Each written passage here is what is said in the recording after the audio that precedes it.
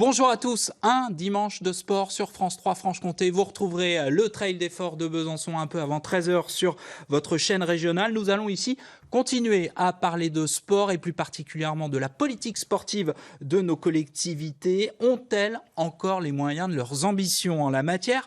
Contraints de se tourner vers le privé, les clubs, nos clubs, y trouvent-ils leur intérêt ?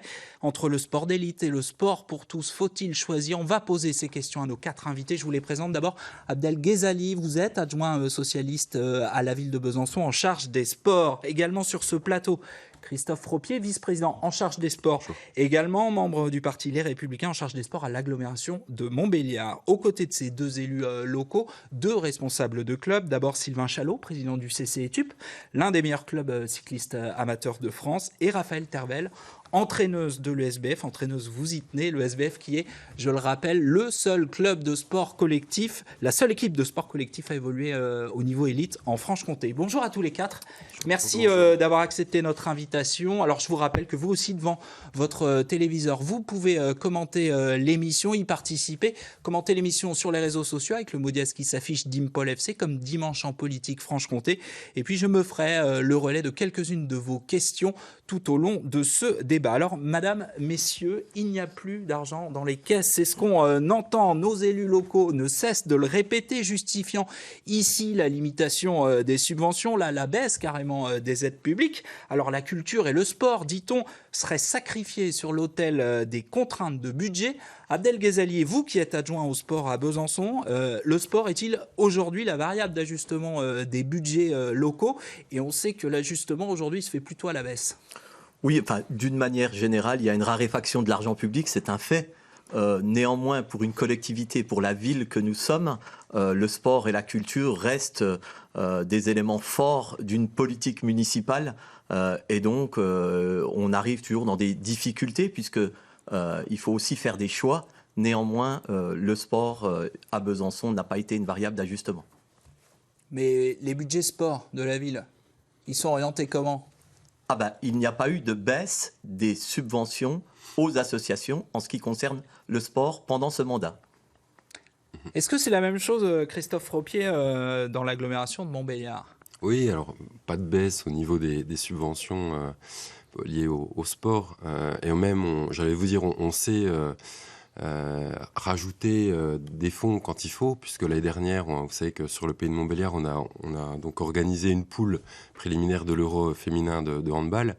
Et donc, on a su ajouter 100 000 euros sur notre ligne sport pour pouvoir aller chercher cet événement. Donc toutes les plaintes qu'on peut entendre des milieux associatifs, sportifs et culturels, elles sont vaines, ce sont des menteurs, les responsables d'associations qui disent on nous baisse nos subventions régulièrement ? Non, y a pas de. On travaille avec les associations, on essaye de monter les budgets avec elles. Néanmoins, et c'est légitime, on y viendra certainement dans le débat, mais quand on a des ambitions, puisque c'est le titre de votre émission, il y a une volonté de passer un cap, et peut-être qu'à ce moment-là, on a des attentes qui ne sont pas... on ne répond pas à toutes les attentes. Néanmoins, si on parle de budget global, il n'y a pas eu de baisse. Néanmoins, des associations peuvent nous solliciter de manière plus grande, plus forte, ce qui peut être légitime en termes d'ambition. Et simplement, on en reparlera, mais nous, on a ce qu'on appelle des contrats d'objectifs pour travailler avec ces associations. Sylvain Chalot, quand on gère justement une association sportive, est-ce qu'on les intègre, ces contraintes budgétaires des collectivités locales ? Tout à fait, on est complètement obligé de prévoir notre subvention annuelle, à peu près l'imaginer déjà, parce qu'on va la dépenser au cours de l'année. Elles doivent tomber en fin d'année par rapport à un budget et surtout une assemblée générale qui a rendu des comptes d'une année. Est-ce qu'on a bien utilisé cet argent ? Donc oui, on est obligé de planifier notre budget sur l'année. C'est la même problématique pour tous les clubs. Les contraintes, je dirais, quand mes confrères ou mes amis autres présidents de clubs disent ça baisse, il y a plusieurs cas. Il y a des associations qui font moins d'efforts dans le donnant-donnant. Maintenant, je pense que les collectivités attendent beaucoup plus de rendus. Les clubs ne peuvent pas C'est toujours... pas gratuit. Voilà, c'est La pas subvention, gratuit. il faut qu'il y ait un retour. Mais par contre, ça fait plus de travail. Et comme nous, au CCETUP, on a la grande chance d'avoir cette subvention qui se maintient. On nous le dit partout, mais effectivement, comment continuer à vivre depuis 5-8 ans avec des subventions qui se maintiennent, même si c'est une grande chance, il faut s'organiser. Nous, on a réduit notre groupe, on cherche d'autres partenaires privés, on cherche d'autres solutions pour compléter un petit peu, étant donné que les dépenses, l'autoroute, l'essence, etc., pour nous, notre sport coûte de plus en plus cher. On cherche d'autres solutions pour finir nos budgets correctement, et c'est bien une impérative. Raphaël Tervel, le SBF serait le SBF sans la ville, sans les aides de la ville de Besançon? Non, franchement, non. Nous, on remercie vraiment les collectivités parce qu'on est vraiment soutenus par toutes les collectivités. Donc ça, c'est super. Et depuis des années, nous, on veut passer un cap, mais on a bien compris que c'était pas auprès des collectivités qu'on franchirait ce cap. Donc voilà, on a mis en place un nouveau projet pour essayer d'aller chercher des partenaires, locaux, certes, mais aussi et surtout nationaux. Ce qui nous manque à notre échelle pour décoller un peu, ce serait 1 ou 2 partenaires nationaux, quoi. Aujourd'hui, l'argent est indispensable à la réussite sportive? Malheureusement, oui. Alors même si on a tendance à prouver un peu le contraire ces dernières années, parce qu'on fait partie des plus petits budgets, et on finit l'année dernière sur le podium du championnat, c'est juste pas normal. C'est un petit miracle, mais les miracles, ça dure pas. Et nous, on a envie de pérenniser le club. On n'a pas envie et puis on a envie de plus. On n'a plus envie de rester parmi les meilleurs. On a envie d'être les meilleurs. Et si on veut franchir cette petite marche qui nous manque, forcément, il nous manque encore un petit peu d'argent pour pouvoir se renforcer et puis aller titiller les grosses équipes, quoi. Ce que vous nous dites l'un et l'autre, c'est qu'aujourd'hui, finalement, le recours au privé est indispensable. Qu'est-ce que vous leur vendez? Comment on va chercher des chefs d'entreprise du mécénat, finalement? Le mécénat, nous, c'est facile. On a un budget moitié subvention des collectivités, moitié de subvention et de dotation privée. Donc l'un apporte l'autre aussi, étant donné qu'on a PMA qui a 20% de notre... Pays Montbéliard Agglomération. Bien sûr, qui sont à 20% de notre budget, le Doubs 15%, on a Etup 9%, pour une toute petite commune, c'est formidable, et on a la région qui termine avec 5%. Mais voilà, cet accompagnement-là nous donne une image, nous donne une visibilité, et nous permet, en plus des résultats sportifs, de se promouvoir. Et il faut un petit peu...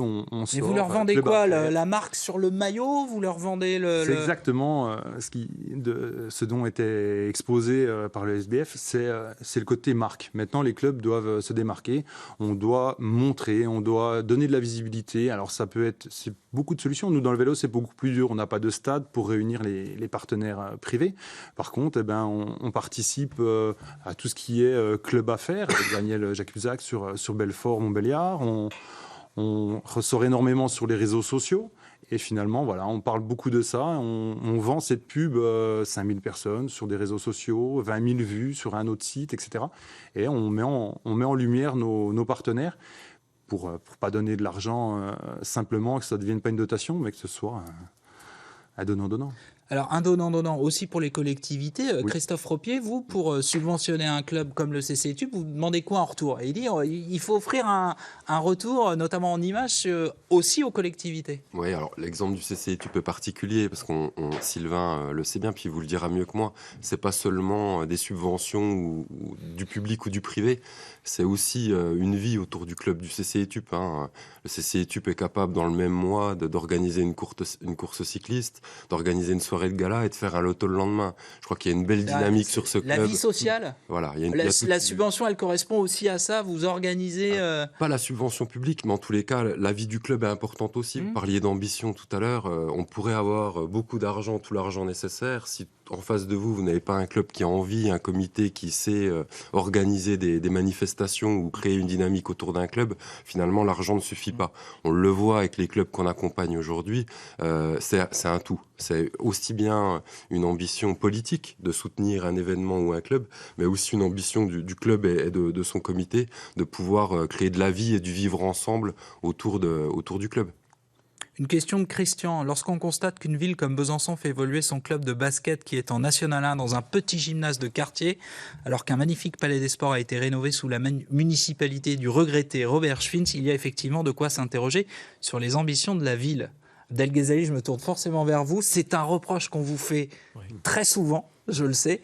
Que répondre aux autres? Parce que votre ville et l'agglomération a fait le pari du handball, très clairement.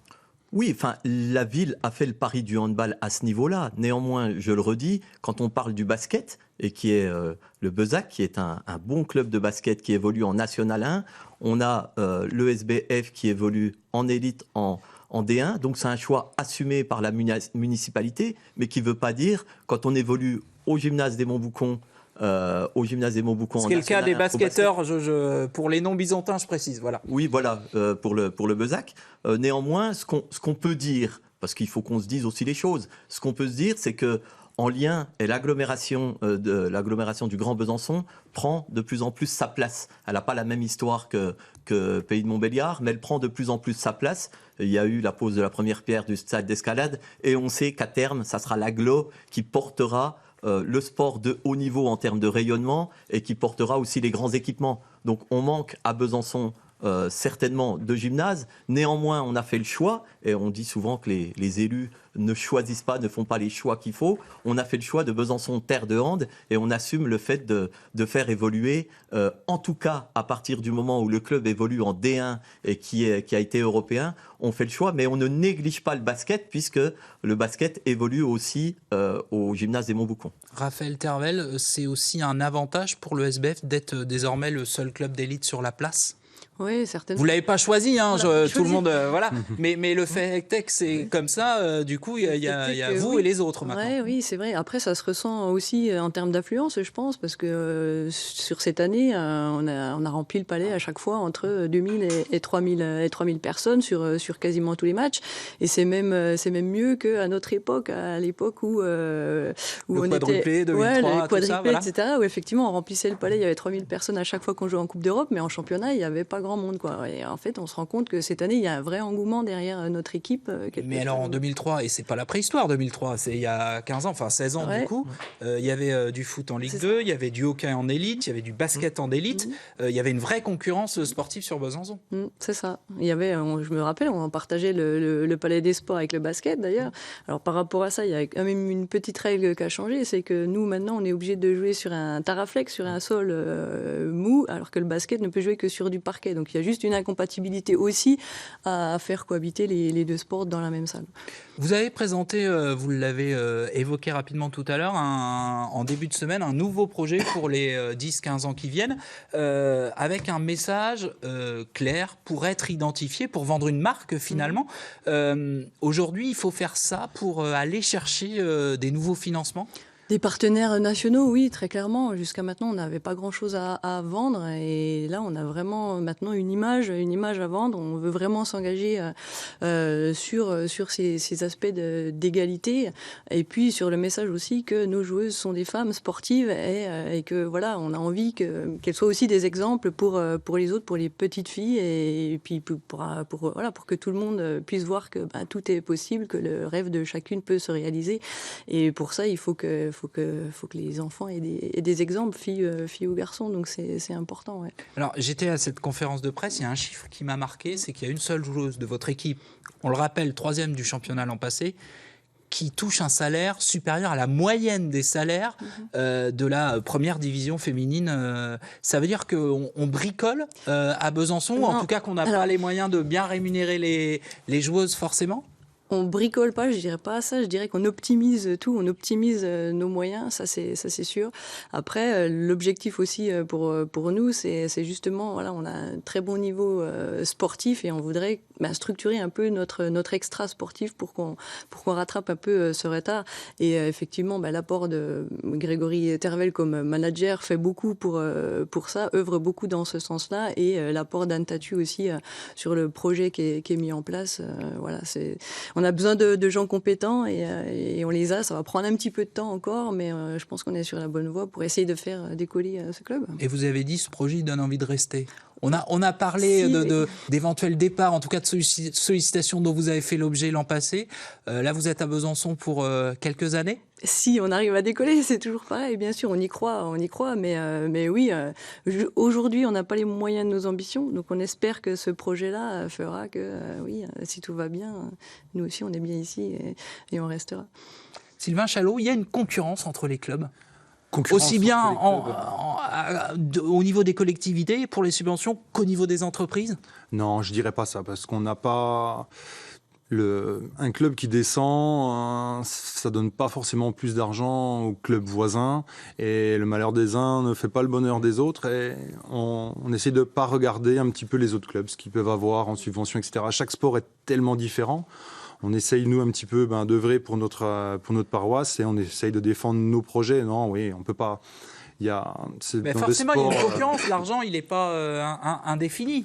La concurrence, elle se fera dans les dossiers, elle se fera dans la com, être renseigné sur les nouveaux projets qui sont possibles d'être éligibles pour le club, etc. Ça va être... faut être à l'affût. Et vous, par exemple, le côté...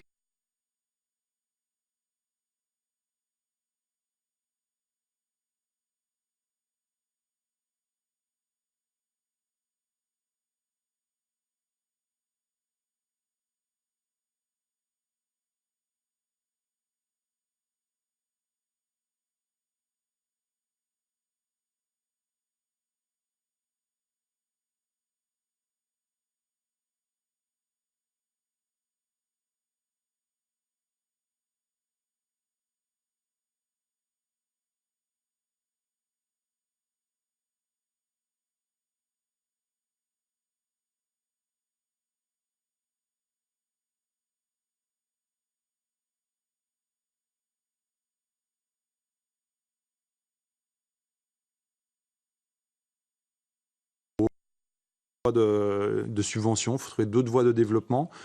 Comme un club, ça devient vraiment une petite entreprise. Les gros clubs deviennent des entreprises, on doit les structurer, et toujours de la com pour voilà, mettre en avant nos partenaires, mettre en avant l'équipe, les résultats, et puis qu'on parle de nous toujours. Adel Ghezali, en tant qu'élu local, vous considérez qu'une ville peut rayonner par ses équipes sportives? Est-ce qu'on rayonne encore par le sport? Est-ce que... c'est pas est-ce qu'on peut rayonner. Une équipe sportive fait rayonner une ville, fait rayonner une agglo, un département, une région. Je pense que ce qui permet cela, c'est une complémentarité.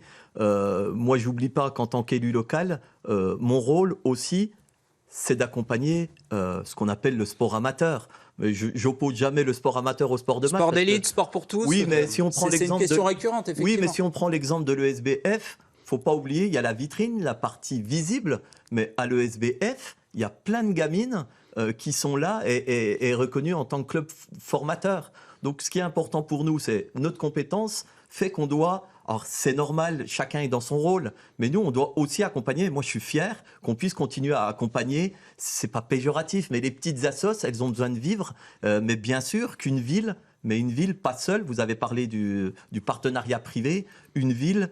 avec son agglo, avec son département, avec sa région, peut faire rayonner, parce que quand on parle du handball, du foot, ou on parle de Montbéliard, on parle de Besançon, et je pense qu'on fait rayonner des villes. Christophe Ropier, dans le pays de Montbéliard, il y a une équipe qui rayonne plus ou moins, c'est le FC Sochaux. Est-ce que vous subissez ce qui se passe actuellement au club en tant qu'élu local? Pourtant, vous êtes partenaire de premier plan, puisque le stade, il appartient à l'agglo. Comment on gère ça en tant qu'élu local, cette situation-là? On le gère difficilement. On l'a subi. On l'a subi, et c'est vrai que ça fait 4 ans. Aujourd'hui, on était venu d'ailleurs sur ce plateau en parler, je crois, il y a un peu moins de 2 ans.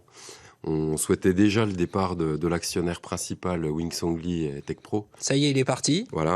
Alors en tout cas, Wings Ongli, TechPro est encore là. Et c'est vrai qu'aujourd'hui, on a 2 leviers au niveau de l'agglomération. Baisser les subventions et ne plus louer le stade, en tout cas mettre le stade à disposition du club. Je crois que ces 2 leviers-là, on ne peut pas imaginer les utiliser. Simplement, je crois que c'était un peu l'objet du coup de gueule que j'ai passé dans l'équipe il y a 15 jours. C'est se dire aujourd'hui comment on peut laisser un club comme le FC Sochaux sur la touche mourir, alors qu'on le sait très bien, on a un rôle, nous, en tant qu'élus, d'animer notre territoire et de promouvoir en tout cas notre territoire. Et le FC Sochaux, quand vous êtes en France ou même en Europe ou encore plus loin, on reconnaît notre territoire grâce au FC Sochaux, grâce à son histoire sportive. Et donc on sait situer le pays de Montbéliard grâce au FC Sochaux. Donc c'est clair que cette situation-là, elle peut plus durer. On sait que sportivement, ça va se jouer le 17 mai. En tous les cas, on espère que le club puisse se maintenir.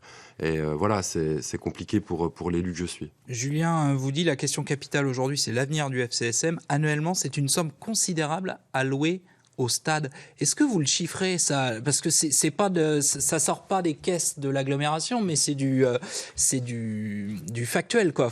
Oui, alors il y a plusieurs conventions qui existent avec le FC Sochaux, notamment celle de mise à disposition du stade, mais on a un loyer en face qui est de l'ordre de 390 000 € qui est payé par le club. Je le dis payé puisqu'on nous a souvent demandé si le FC Sochaux payait son loyer.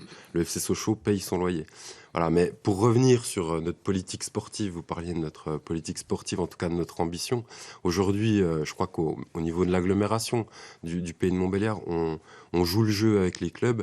On parlait d'animation, d'attractivité. Quand vous accompagnez un championnat d'Europe de handball, vous jouez le jeu pour le club du pays de Montbéliard, pour un événement, pour son rayonnement, mais aussi pour le SBF, parce qu'on est dans un cadre de développement d'un sport et on a envie aussi, et je crois qu'on s'est rencontrés régulièrement avec le club, on s'est vus, on a travaillé ensemble. Et ce qui montre aussi la dimension régionale de l'ESBF. Tout à fait, ce qui pourrait nous amener à terme à venir aussi créer un partenariat avec le club, parce qu'on a une belle dynamique en handball sur le pays de Montbéliard, on a un club en National 2, et c'est vrai que pourquoi pas travailler avec le SBF, et c'est cette dimension-là qu'il faut prendre aujourd'hui en compte sur nos territoires. Et je crois que voilà, on a plusieurs exemples. On parlait de vélo tout à l'heure. Quand vous parlez cyclocross aujourd'hui, Besançon le fait bien avec le club bisontin. Nous, on a un club sur le pays de Montbéliard qui nous fait rayonner lors des Coupes du Monde. En janvier, on aura une Coupe du Monde. C'est 9 millions de personnes qui sont touchées. Donc autant vous dire que la base de Brognard, le cyclocross de Nomet, on connaît, pas seulement en Bourgogne-Franche-Comté. Donc voilà, c'est toute l'essence même de notre mandat d'élu, c'est de pouvoir accompagner des clubs qui ont envie. Et si les clubs ont envie, si l'organisation est dynamique, charge à nous de pouvoir faire notre maximum pour financièrement les suivre. Comment les clubs du pays de Montbéliard voient la situation du FC Sochaux? Parce que forcément, c'est un peu une locomotive sportive, en tout cas dans l'image du sport. Est-ce qu'on vous en parle? On en parle aussi sur le bord des routes lors des courses cyclistes. Est-ce que ça touche vraiment les gens dans le pays de Montbéliard? Oui, tout à fait. Tout le monde en parle. Nous, on est le FCSM, ils sont partenaires du club, ils nous aident, ils nous accompagnent. Donc forcément, c'est des amis. En dehors de ça, le FCSM reste le gros club sportif de la région. Regardez pas Raphaël Tervel comme ça du coin de l'œil. Le FCSM n'est plus en élite. Effectivement, le seul club en élite, Sportco, c'est le SBF. Mais oui, ça reste... Les voir descendre, ça resterait une catastrophe sportive. Ce stade deviendrait un peu une friche sportive. Et ça a souhaité à personne. Et si le FCSM fonctionne et retourne vraiment au plus haut niveau, c'est également pour nous l'occasion de se positionner, d'aller rencontrer leurs partenaires, de leur offrir encore une autre publicité. Donc nous aussi, on profitera de ça. Et voilà, c'est l'image d'une région, c'est emblématique. Quand j'étais petit, on me disait, mais tu viens d'où? De Sochaux? Tu connais, il y a le stade de foot, mais il y a aussi les gens parlent plus du club de football que de l'usine. Finalement, quasiment, bien sûr, mais ça situe un petit peu une région sur la carte pour le reste d'une région. Abdel Ghezali, on a parlé des événements internationaux à l'Axone. Besançon se positionne aussi régulièrement, par exemple, pour accueillir le Tour de France ou pour accueillir l'équipe de foot féminine, la sélection nationale. Est-ce qu'il y a aussi, peut-être faute de mieux, sans faire injure à l'ESBF, mais faute de Sportco, de foot en Ligue 1, une politique événementielle. Vous misez sur des événements pour aussi proposer à vos habitants du haut niveau.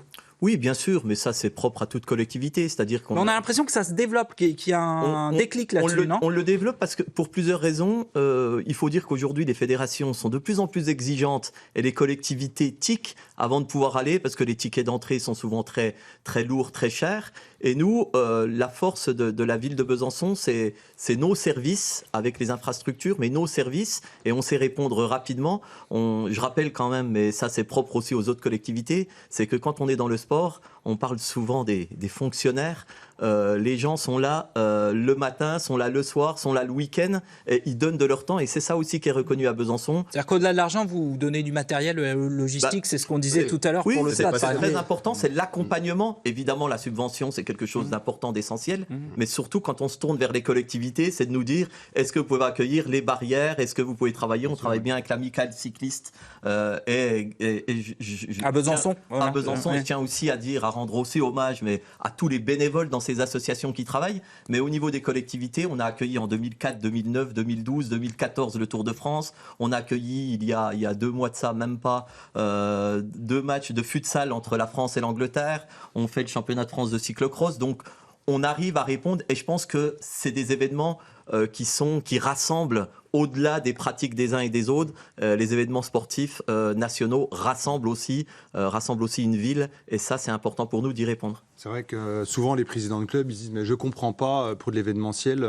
il y a des nouveaux budgets, et effectivement les gens doivent comprendre qu'un événement comme ça fait rayonner toute une région et ça attire beaucoup de monde. On organise fin mai une Coupe de France, on espère remplir bien les hôtels, etc. le 30 mai à Longevelle. C'est ce genre d'événement qui attire du monde sur notre région et qui fait marcher tous les mondes, le monde de l'hôtellerie, les restaurations, etc. Et on a coutume de dire qu'il y a des répercussions après sur les inscriptions dans les clubs, que ça fait venir des jeunes notamment. Voilà. Bien sûr. Vous confirmez, Raphaël Tervel?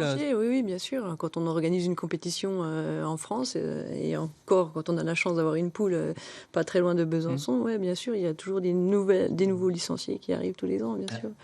Un élément, on est en plein trail d'effort aujourd'hui. Il faut savoir que le trail d'effort, c'est plus de 5000 inscrits. Alors, on parle très rarement de ça, et je pense qu'on est aussi responsable de la valorisation aussi en termes économiques du sport dans nos villes, dans nos agglos, dans nos départements et notre région. Aujourd'hui, le trail d'effort, c'est plus de 5500 participants. Dans les 5500, je pense qu'il y en a au moins, en termes de nuitées, en termes de restauration, en termes économiques, c'est quelque chose aussi d'important. Je pense aussi au FCSM, à Sochaux, en termes économiques, c'est quelque chose d'important. Et le Trail d'effort, justement, vous le retrouverez sur cette antenne aux alentours de 12h50 avec Clément Janin. En attendant, dans un instant, c'est le flash d'information en région, puis la suite de Dimanche en politique. Francis Letellier reçoit ce midi Yannick Jadot, la tête de liste d'Europe Écologie Les Verts pour les Européennes. Merci de nous avoir suivis. Merci à tous les 4 d'avoir participé à ce débat. Merci.